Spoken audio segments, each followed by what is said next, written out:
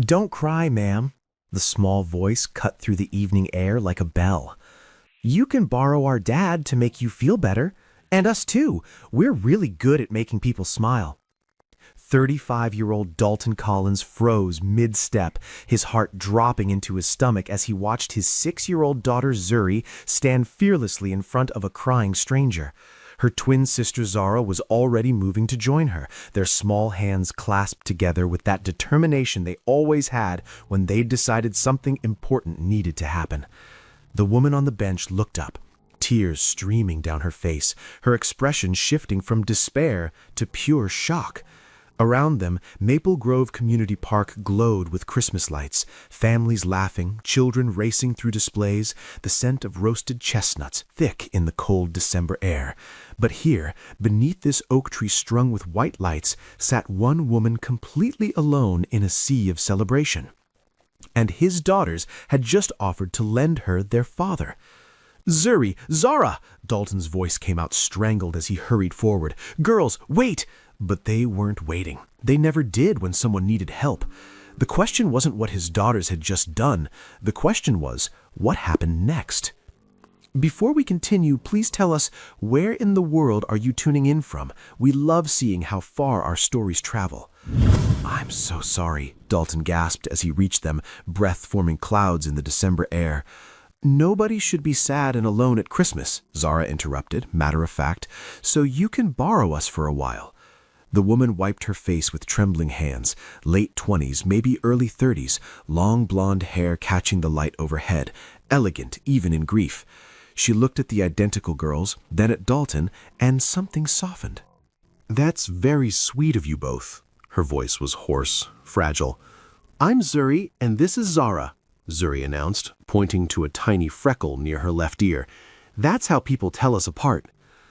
"I'm Dalton. Again, I apologize." "Phoebe," the woman interrupted softly, extending a cold hand. "Phoebe Shields. And please don't apologize. They're lovely." Before Dalton could respond, both girls climbed onto the bench beside Phoebe, each taking one of her hands. "See? We're excellent at this," Zuri declared. "Sometimes people just need someone to sit with them." Phoebe stared at the small hands holding hers, then let out a breath that was half laugh, half sob. "You're very perceptive." Dalton stood awkwardly, recognizing the rawness of her pain. He'd worn that same expression 3 years ago, when the world stopped making sense and every breath felt like drowning.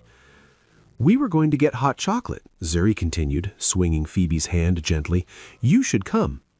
"I don't want to intrude." "You're not," Dalton found himself saying. "Besides, I learned long ago not to argue when they team up." The smile that touched Phoebe's lips was small but genuine. "Then, thank you. I'd like that." The Copper Kettle Cafe welcomed them with cinnamon-scented warmth. Mrs. Corey, the owner, looked up as they entered, curiosity sparking when she saw Phoebe. "Dalton, girls, for tonight?" The twins were already pulling Phoebe toward their corner booth, claiming window seats to watch the snow beginning to fall. Mrs. Corey brought hot chocolate topped with whipped cream mountains and candy cane stirs. Before leaving, Zuri spoke up. "Mrs. Corey, this is our new friend Phoebe. We found her at the park and she was sad, so we're making her feel better." Dalton wanted to sink through the floor, but Mrs. Corey just smiled warmly. "Then you're in excellent hands, dear." Silence settled as the twins attacked their hot chocolate. Dalton felt the weight of the situation. What did you say to a stranger you just met in crisis? Phoebe spoke first. "You have beautiful daughters." "Thank you." The words came out heavier than intended, weighted with 3 years of being everything to them. "They're my world." Phoebe's eyes met his, and something flickered there. Recognition, understanding. "I can see that." "Why were you crying, Miss Phoebe?" Zara asked suddenly, whipped cream on her nose. "Did someone hurt your feelings?" "Zara," Dalton started. "It's okay." Phoebe looked at the little girl carefully. "I was sad because Christmas makes me remember people I miss very much." "Like people who died?" Zuri asked with brutal childhood honesty. Dalton's stomach dropped. "Girls?" "Yes," Phoebe said quietly, "like people who died." Both twins nodded solemnly. Zara reached across the table and patted Phoebe's hand. "Our mommy died too. We were 3. We don't remember her much, but Daddy says she's in heaven." The air seemed to leave the cafe. Dalton sat frozen, stunned his daughters had shared something he usually kept private. But Phoebe's eyes filled with tears, not sad ones, but something softer. "I'm so sorry. That must have been incredibly hard." "It was," Dalton said, his voice rough. He didn't usually talk about this, but something about Phoebe's openness made the walls seem pointless. "I lost my family too," Phoebe said suddenly, looking at the twins. "My parents and my brother and sister, all at once, 7 years ago. A car accident." "All of them?" Zuri's eyes went wide. "At the same time?" Phoebe nodded, holding back the tear that threatened to escape. "You must be very lonely," Zara said, her voice trembling. Then, without warning, she scrambled out of her seat and wrapped her small arms around Phoebe's waist. Zuri quickly followed, sandwiching Phoebe from the other side. "We know about lonely. Daddy gets lonely sometimes too." Phoebe held both girls close, her shoulders shaking with silent sobs. For a long moment, no one spoke. They just sat there, two grieving children and one grieving woman, holding each other while Christmas music played softly overhead. When Phoebe finally pulled back, she wiped her eyes and laughed shakily. "I'm sorry, I'm so emotional." "Daddy says feelings aren't wrong," Zuri informed her. "They just are." "Your daddy is very wise," Phoebe said, looking at Dalton with wonder. The conversation shifted then, the walls down. They weren't strangers anymore. They were people who understood loss. "What do you do?" Dalton asked. "I own a hair care company, natural products, sustainable practices. Started it 5 years ago, 2 years after I lost my family." She paused. "It kept me busy, maybe too busy. I threw myself into work because if I was working, I didn't have to think about how empty my apartment was, how there was no one to call when something good happened." "I understand that," Dalton said softly. "After Melissa died, work became my safe place. Engineering problems have solutions. Grief doesn't." "Exactly. People kept telling me time would heal it, but they were wrong. Time just makes you better at pretending." "Until you're sitting alone on a park bench on Christmas Eve," Dalton said. "Until 2 little girls decide you need rescuing," Phoebe corrected with a small smile. Zara looked up. "Are you going to be alone tomorrow too, on Christmas?" The question hung heavy. Phoebe's smile faltered. "Yes, sweetie. What do you do?" "I work, mostly, or watch movies. Try not to think about—" She stopped, swallowing hard. "I try to get through the day." "That's not Christmas," Zara declared. "Christmas is supposed to have people." Dalton watched Phoebe's face crumble slightly, watched her fight to hold together, and something in him shifted. But Zuri beat him to it. "You should come to our house tomorrow. We have presents, and Daddy makes snowman pancakes, and we watch movies. Right, Daddy?" Dalton met Phoebe's eyes across the table. He saw hope there, mixed with fear and uncertainty. A woman who'd been alone for 7 years being offered a lifeline. "They're right," he heard himself saying. "You shouldn't be alone tomorrow. Nothing fancy, just pancakes and chaos, but there'll be laughter, and you'd be very welcome." "I couldn't impose." Her voice cracked. "You're not imposing. You'd be doing us a favor. The girls will be thrilled, and honestly—" He paused. "It would be nice to have another adult around, someone who understands that Christmas can be beautiful and hard at the same time." Phoebe looked at the twins, then back at Dalton. "Are you sure? We know you've been through loss. We know you're brave enough to sit in a park full of happy families even when it hurts. We know you're kind enough to let 2 strange children tell you about their dead mother without running away. That's enough." A genuine smile spread across Phoebe's face. "Then, yes, thank you. I'd love to." The twins erupted in cheers. Phoebe arrived at 10 Shap, standing on the porch with wrapped presents and an uncertain smile. She'd changed 3 times that morning, finally settling on jeans and a cream sweater. Dalton opened the door, and for a moment they just stared. In the warm morning light, he really saw her, and she was beautiful. "Hi," she said softly. "Hi. Fair warning, it's complete mayhem in here." Twin tornadoes hit her full speed. "Miss Phoebe, you came!" "Of course I came," Phoebe laughed, dropping to her knees to hug them. "I wouldn't miss this." "Santa came," Zuri grabbed her hand. "He ate all the cookies and left so many presents, and we waited for you because Daddy said we couldn't start without you." Zara interrupted. Phoebe looked up at Dalton. You waited for me? They insisted. Apparently Christmas isn't complete without you. The living room was beautifully chaotic. The tree leaned slightly left, covered in mismatched ornaments spanning years, handmade preschool ones, delicate glass ones that must have been Melissa's, new ones the girls had picked. Mountains of presents spilled underneath. This is lovely, Phoebe whispered. It's chaos, Dalton corrected, but it's our chaos. I brought presents, Phoebe announced, pulling out 2 silver packages. You didn't have to. I wanted to. She handed him a smaller package, their fingers brushing. For you. Open it later. The twins attacked the present pile with wild abandon. Paper flew, squeals echoed. Dalton sat on the couch with his coffee, Phoebe beside him, both watching the beautiful disaster unfold. When the twins opened Phoebe's gifts, professional watercolor sets with dozens of colors, thick artists' sketchbooks, real brushes, they went silent. Then Zuri whispered, These are like real artist supplies. Because you're real artists, Phoebe said seriously. I saw your drawings last night. You have talent. Both girls launched themselves at her, tears in their eyes. Thank you, Miss Phoebe. Dalton felt his throat tighten. Melissa had always been the thoughtful gift giver, but Phoebe had seen something in his daughters in a single evening and honored it. Now you have to open yours, Zara demanded. Inside was a handmade card, construction paper covered in glitter. On the front, Welcome to our family. Inside, they'd drawn stick figures, 3 being joined by a 4th with blonde hair. Underneath, Dear Miss Phoebe, thank you for being sad in the park so we could find you. Love, Zara and Zuri. Phoebe pressed the card to her chest, tears streaming. This is the most beautiful thing anyone's ever given me. Really? Zara looked skeptical. It's just paper. No, Phoebe said firmly, pulling them close. It's perfect. After breakfast, snowman pancakes that Phoebe hilariously failed to flip, sending one across the kitchen, they settled in the living room. The twins started experimenting with their new paints, and Phoebe sat on the floor with them, showing them how to mix colors, create washes, blend shades. Dalton sat on the couch, supposedly reading, actually watching them. His daughters laughing with pure joy. This woman who'd been crying alone 24 hours ago, now making his children glow with happiness. She fit here, in his messy house with syrup on the table. She fit like she'd always been meant to. During the Polar Express that afternoon, both girls fell asleep with their heads on Phoebe's lap. They're out, whispered Dalton.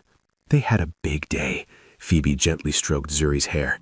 This was the best Christmas I've had in 7 years. Yeah? Yeah. She looked at him over the sleeping children. Thank you for letting me be part of it. Thank you for being here, for being so good with them, for not running away when they brought up Melissa, for sharing about your sister.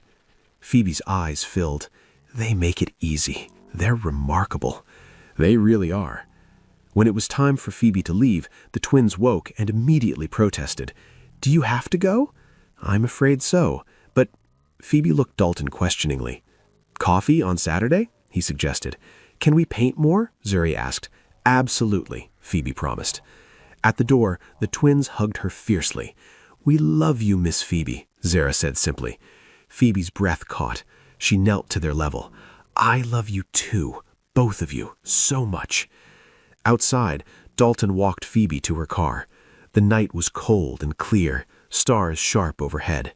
I meant it, Phoebe said softly. This was the best Christmas I've had since I lost them. I forgot what it felt like to belong somewhere.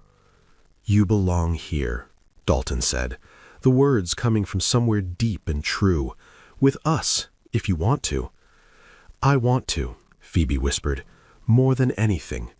They stood there, breath fogging in the cold, something unspoken building between them. Saturday? Saturday. I'll be there. Saturday coffee became sacred. The twins would paint while Dalton and Phoebe talked about everything. Books, work frustrations, childhood memories. Slowly, carefully, they built something beautiful. Spring arrived with the twins' 7th birthday, cake and presents and Phoebe's genuine excitement. Watching her laugh with the girls, Dalton realized how seamlessly she'd woven into their lives. One rainy morning, while the twins colored, Phoebe said softly, "Today's my sister's birthday. Sophie would have been 19. Dalton set down his coffee. What was she like? A real smile touched Phoebe's lips. Stubborn. She wanted to be a marine biologist, watched shark documentaries, and lectured us about ocean conservation. She was 12 and already knew exactly who she'd be. She sounds amazing. She was. Phoebe's voice cracked. Sometimes I'm terrified I'm forgetting her. Not the big things, but the small ones. How she snorted when she laughed, the sound of her voice. Dalton reached across the table, covering her hand with his. You're not forgetting her. You're just learning to carry her differently. Phoebe turned her hand over, lacing her fingers through his. Neither let go. It was the first time they'd held hands. It felt monumental. As spring melted into summer, their relationship deepened. Weekend outings to botanical gardens where Phoebe taught the twins to really see flowers, to capture beauty with their watercolors. Dalton found himself watching her more than the scenery. The way she laughed with her whole body, the way she got on her knees to see things from the twins' perspective, the way she listened like their words mattered. One perfect Saturday at the beach, warm sand, sparkling water, the girls' delighted squeals. After they'd built an elaborate sandcastle and the twins ran off to hunt shells, Dalton reached for Phoebe's hand. She looked at him, surprised by the sudden seriousness in his expression. "I need to tell you something," he said, voice rough, "and I can't keep it in anymore." Phoebe's breath caught. "Okay? These past 6 months have been..." He paused, searching for words. "I haven't felt this alive since before Melissa died. Maybe ever. And I keep telling myself we're taking it slow, that we're just friends, but I can't pretend anymore." He squeezed her hand. "I'm in love with you, Phoebe. Completely. Terrifyingly. I love you." The color drained from Phoebe's face. She pulled her hand back, wrapping her arms around herself. "Dalton, You don't have to say it back," he said quickly. "I just needed you to know. I needed to be honest about what this is for me." "It's not that I don't..." Her voice cracked. "What if I'm not enough? What if I can't be what you need, what those girls need? I've never been a mother. I don't know how to do this. What if I mess everything up?" Dalton cupped her face gently, making her meet his eyes. "You already are enough. You show up. You care. You love them in your own way. That's all any of us can do." "But what if it's not? What if..." He kissed her then, soft and tentative, cutting off her spiral of fear. When they pulled apart, Phoebe was crying, but she was also smiling. "I love you too," she whispered, the words tumbling out like a confession. "I'm so scared, but I love you. I love you so much." "Really?" "Really." They kissed again, longer this time, 6 months of careful friendship transforming. "Daddy and Miss Phoebe are kissing!" Zuri's voice rang across the beach. They broke apart, laughing, to find both twins grinning. "About time," Zara declared. "We've been waiting forever." The next few weeks should have been blissful. They'd confessed their love, kissed on the beach, and the twins were thrilled. Everything should have been perfect. But Phoebe started pulling away. It was subtle at first. She'd respond to texts a little slower, cancel Saturday coffee once because of a work emergency, show up to dinner looking exhausted and distracted. Within a few weeks, Dalton couldn't ignore it anymore. "You're working late again tonight?" he asked when she called to cancel their evening plans. "I'm sorry, there's this launch deadline and the team needs me." "The team always needs you, Phoebe. You're the boss. You could delegate." Silence on the other end. Then, quietly, "That's not fair." "Isn't it? You've canceled 4 times in 2 weeks. The girls keep asking when you're coming over. I keep making excuses for you." "I'm not making excuses. I'm running a business." "I know that," Dalton interrupted, frustration bleeding into his voice. "But this is what you do. When things get real or scary, you disappear into work. You did it after you lost your family, and you're doing it now." "That's not..." Phoebe stopped. "I'm not disappearing. Then what are you doing? Because from where I'm standing, it looks like you told me you loved me and then ran away." The silence stretched so long Dalton thought she'd hung up. Then he heard her crying. "I can't do this," she whispered. His anger dissolved immediately. Can't do what? Last week, Zuri scraped her knee at the park. Just a little scrape. And I froze, Dalton. I completely froze. Because I didn't know if I should put a bandage on it or clean it first or... Your voice cracked. A 7-year-old falls down and I panic. What happens when it's something bigger? When they're sick or hurt or need real help? Phoebe. And yesterday, Zara asked me to help with her math homework and I got the answer wrong. Wrong. She trusted me to help and I let her down over simple addition. How am I supposed to... She broke off, sobbing. I'm in over my head. You're not, Dalton said gently. You're learning, just like I did, just like every parent does. But I'm not their parent, that's the problem. I'm playing house, and it was fine when it was art supplies and hot chocolate, but now they're actually depending on me, and I keep messing up. One wrong math problem isn't messing up. It's not about the math, Phoebe's voice rose. It's about the fact that I have no idea what I'm doing, and I'm terrified that one day you'll wake up and realize you need someone who actually knows how to be a mother, not someone who's just trying to figure it out as she goes. Then let me be clear, Dalton said firmly. I don't need someone who has it all figured out. I need you, messy, imperfect, scared you. That's enough. Silence. Then quietly, what if it's not? Come over this weekend. Talk to me face to face instead of hiding behind work. Let us prove to you that you're already doing better than you think. Another long pause. Okay, Saturday. Promise? I promise. That Saturday, Phoebe arrived looking like she hadn't slept in days. The twins were at a play date. They sat on his back porch, summer heat thick around them. I'm sorry, Phoebe said immediately, for pulling away. You were right. I was hiding. Why?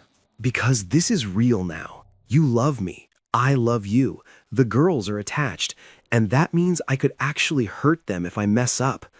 I lost everyone I loved, Dalton. Everyone. And the thought of building a family again, of letting myself need people. What if I lose you too? I can't survive that twice. Dalton reached for her hand. You think I'm not scared? Every time you drive away, there's this moment where I panic, where I think about Melissa leaving for errands and never coming home. I'm terrified of losing you. Then why are you pushing for this? Because the alternative is worse. Staying safe and alone isn't really living. I did that for 3 years. I was a good dad, but a shell of a person. Then you came along and reminded me what it felt like to actually feel something. I'm just so afraid of failing you, of failing them. You won't. And even if you make mistakes, because you will, we'll figure it out together. That's what family does. Phoebe looked at him, really looked. You really believe that? I really do. She took a shaky breath. Okay, I'll try.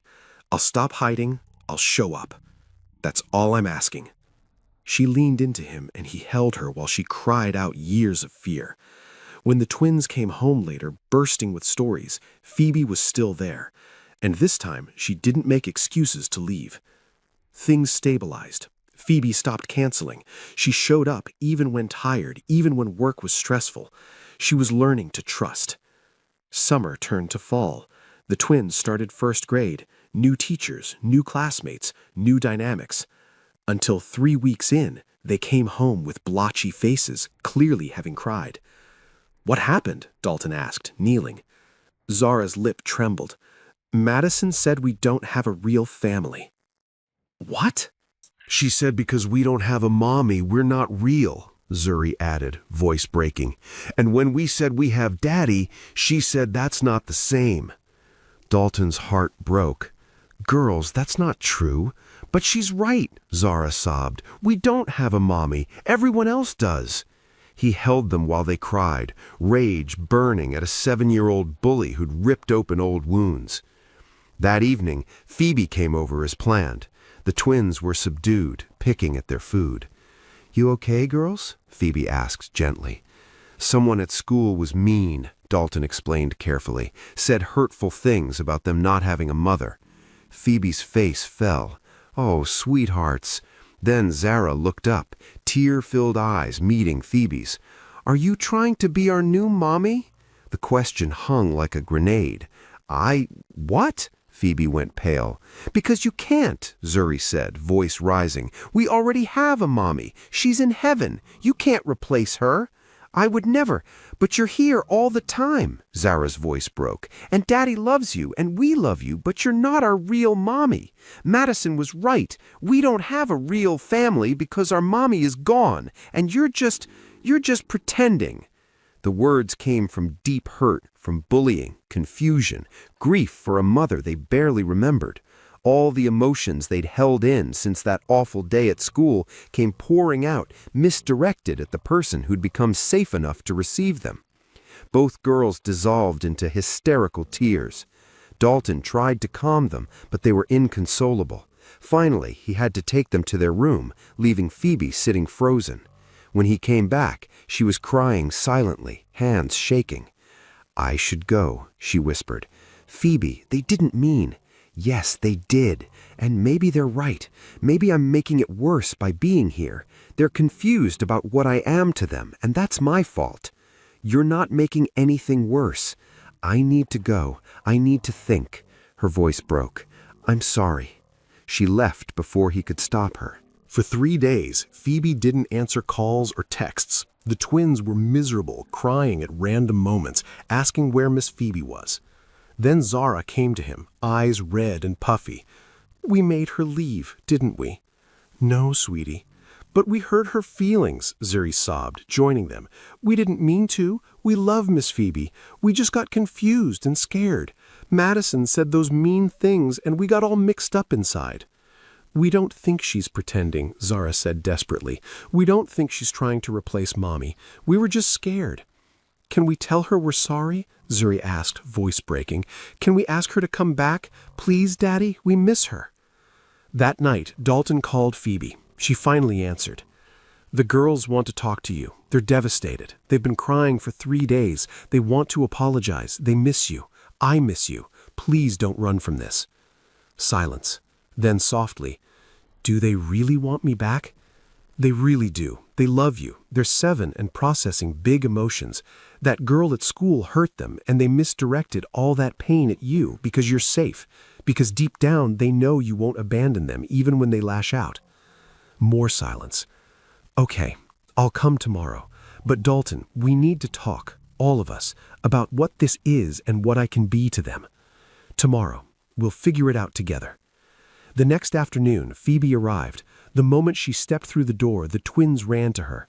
"We're so sorry, Miss Phoebe," they cried. "We didn't mean it. Please don't go away." Phoebe knelt, pulling them close, tears streaming. "I'm sorry too. I shouldn't have left like that."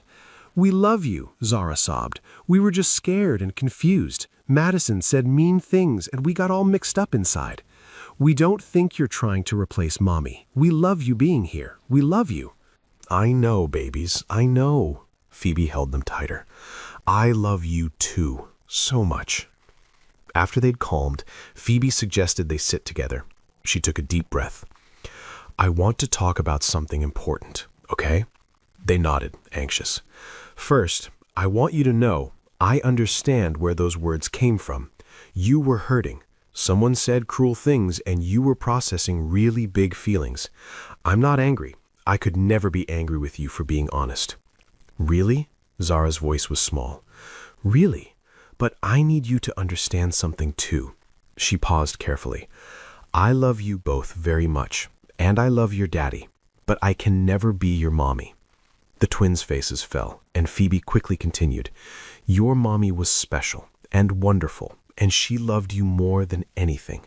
No one could ever replace her. No one should even try. She will always, always be your mommy. Do you understand?" Both nodded slowly. "Then what are you?" Zuri asked, trembling. Phoebe smiled gently. "I'm someone who loves you, someone who wants to be part of your life, not as your mommy, but as me, as Phoebe, someone who's choosing to be here, to care for you, to show up every single day." "Like extra love?" Zara said slowly. "Exactly like extra love. You can love me and love your mommy at the same time. Your hearts are big enough for both. Loving me doesn't mean forgetting her. It just means more love." "And you won't try to make us forget her?" Zuri asked anxiously. "Never. We can talk about her whenever you want. Look at pictures, share memories. Your mommy is part of your story, and that's beautiful." Both girls were quiet. processing. Then Zara asked, "But what do we call you if you're not our mommy?" "Whatever feels right. Miss Phoebe is perfect, or just Phoebe. There's no rush to figure it out." The twins looked at each other, having one of their silent conversations. Then they nodded. "Okay," Zara said, stronger now. "You're our Phoebe." "Our extra love," Zuri added, managing a smile. Phoebe's eyes filled with happy tears. "I like that, very much." She opened her arms and both girls crashed into her. Over their heads she met Dalton's eyes. The relief and love there made his chest ache. They would be okay. The conversation didn't fix everything immediately. There were still hard moments over the next months, still confusion, occasional tears, but they were navigating it together. Phoebe was careful. She didn't push. She let the girls set the pace, and slowly trust rebuilt stronger than before. Spring arrived. One evening, Dalton found a permission slip buried in Zara's backpack, Mother's Day tea at school. "Why didn't you give this to me?" he asked gently. Zara shrugged, not meeting his eyes. "Because I don't have anyone to bring. Everyone else will have their real mom." Dalton started to suggest alternatives, but Zara suddenly looked up. "Could I ask Phoebe?" Dalton blinked. "You want to ask Phoebe?" "She's not my mommy," Zara said carefully, "but she's our Phoebe, our extra love, and I think I'd like her to be there, if she wants to." Dalton's throat tightened. "I think she'd love that, sweetie." When they asked, Phoebe cried. "You really want me there?" "Yes," Zara said firmly. "You're important to us, and I don't want to be the only one without someone who loves me there." "Oh, sweetheart," Phoebe pulled her close. "Then I'd be honored." The Mother's Day tea was everything. Phoebe arrived nervous but determined. Zara grabbed her hand the moment she walked in. "You came." "Of course I came." They sat at tiny tables, drinking weak tea. Zara showed Phoebe the card she'd made, stick figures holding hands with "Thank you for being my extra love" written in crayon. Phoebe pressed it to her chest, tears streaming. "This is the most beautiful thing anyone's ever given me." Around them, other mothers chatted, biological mothers who'd never known loss. And there was Phoebe, who'd lost everyone, cherishing this like the precious gift it was. Leaving, Zara held Phoebe's hand tightly. "I'm really glad you came." "Me too, sweetheart. Me too." In the car, Dalton caught Phoebe's eye in the rearview mirror. What he saw there, the love, the gratitude, the belonging, made his decision firm. It was time. The next week, Dalton went ring shopping with two opinionated 7-year-olds. "It needs to be sparkly," Zuri declared. "But not too sparkly," Zara corrected. "Phoebe likes simple things." They settled on a sapphire surrounded by small diamonds. Sapphire like the sky the day they'd kissed, diamonds like the park lights where it began. "She's going to love it," Zara breathed. "She's going to say yes, right?" Zuri asked nervously. "I hope so, baby." "She will," both girls said with certainty. They planned it for Christmas Eve, exactly 2 years after the night that changed everything. Back to the park, back to their bench, back to where hope began. Walking through the displays that evening, the twins could barely contain their excitement, giggling and whispering, shooting meaningful looks Phoebe didn't understand. Dalton had the ring box in his pocket and his daughter's hands in his. He'd never been more nervous. They found the bench beneath the oak tree. Phoebe sat down, pulling the twins close. 2 years ago tonight," she said softly, "I was sitting right here, completely broken." "And we found you," Zuri announced. "You did. You saved my life that night." The twins exchanged a look, then stood together. "We have a question to ask you," Zara said seriously. Before Phoebe could respond, Dalton knelt in the snow beside the bench. Her eyes went wide, hand flying to her mouth. 2 years ago, Dalton began, voice shaking, "my daughters offered to lend you their father." He pulled out the ring box, revealing the sapphire sparkling in the lights. "Tonight, we're asking if you'd like to keep him. Keep us. Permanently." The twins moved closer, one on each side, completing the picture. A family asking to become official.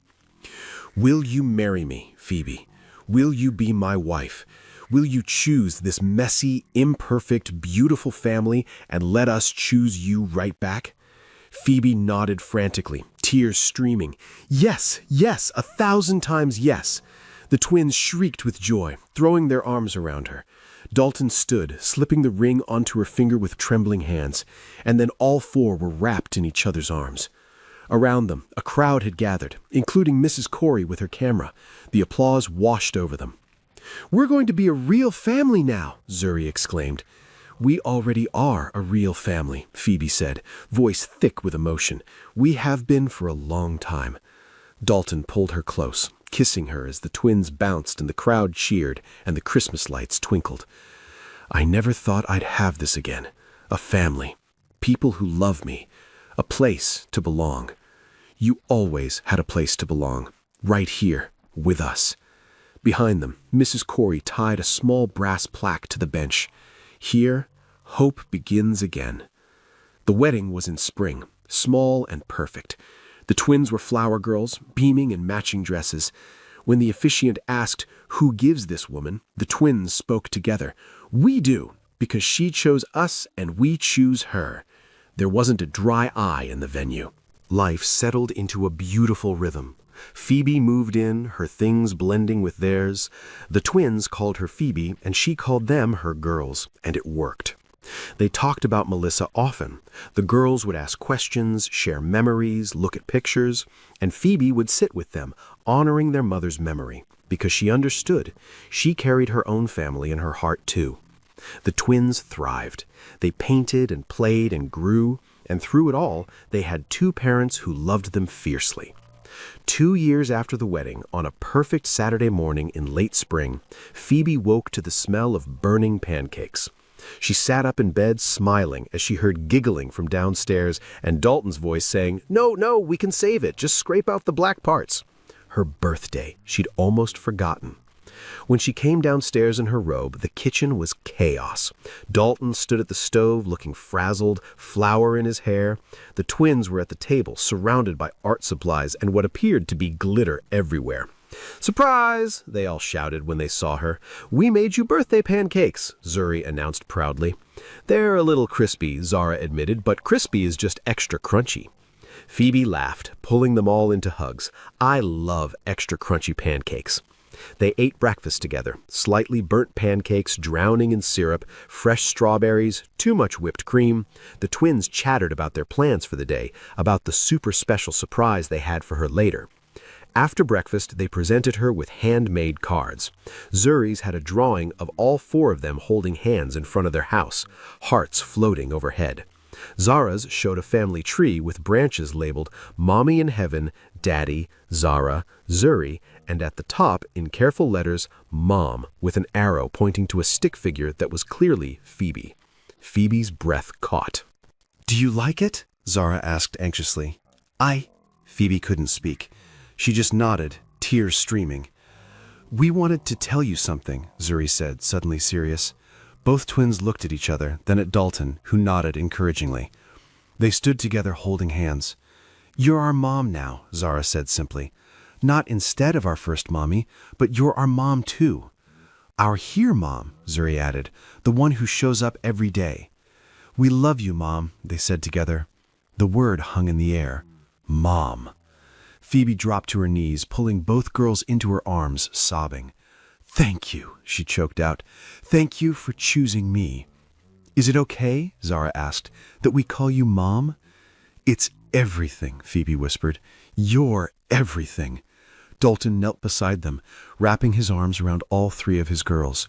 4 people who'd all known loss, who'd found each other in the wreckage and built something beautiful. "Best birthday ever?" he asked softly. "Best birthday ever," Phoebe confirmed. Zuri pulled back, looking at Phoebe seriously. "Do you think our mommy in heaven is happy that we have you?" Phoebe touched her cheek gently. "I think she's very grateful you have someone here who loves you as much as she did." "We love you, Mom," Zara said again, testing out the word with a smile. "I love you too, baby," Phoebe replied. "Both of you. So much." Outside, the spring evening faded into night. Inside, warmth and love, and the quiet peace of knowing exactly where you belonged. Hope had begun again on that park bench 4.5 years ago, when two little girls decided a crying stranger needed rescuing. And it would continue, forever and always, in this home, with this family, with these four hearts that had chosen each other. If this story touched your heart the way it touched mine, please don't let it end here. Let it remind you, kindness still matters, compassion still changes lives, and hope is never wasted. Subscribe and be part of our Soul Lift Stories family, where every story lifts the spirit and reminds us that light always finds its way back. And if this moment moved you, share it, because sometimes sharing hope is the kindest thing we can do.